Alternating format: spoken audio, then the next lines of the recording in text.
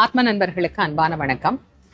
உலகம் முழுவதும் அமைதியா இருக்கணும், எப்போதுமே ஒரு சமமான சூழ்நிலை இருக்கணும், அப்பதான் எல்லாராலையும் மகிழ்ச்சியாக வாழ முடியும் அப்படிங்கறது நம்ம எல்லாருக்குமே தெரிஞ்ச ஒரு விஷயம்தான். ஆனா சமீப காலமாக சில நாடுகள்ல யுத்தங்கள் நடைபெற்று கொண்டு இருக்கிறது அப்படிங்கிறத நம்ம செய்தியா தான் படிச்சுட்டு இருந்தோம். இப்ப அதனுடைய தாக்கம் உலகம் முழுவதுமே பரவ ஆரம்பிச்சிருக்குது.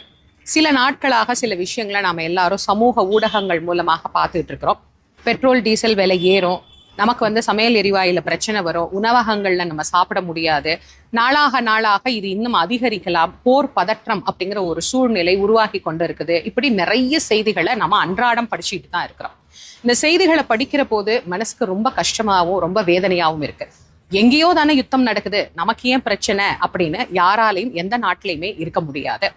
கொரோனா வந்த காலத்துல ஏதோ ஒரு நாட்டுக்கு தான் கொரோனா வந்திருக்கு, நமக்கு என்ன அப்படின்னு யோசிச்ச எல்லாருக்குமே அதனுடைய பாதிப்பு எப்படி இருந்தது அப்படிங்கிறத உணர்ந்திருப்போம்.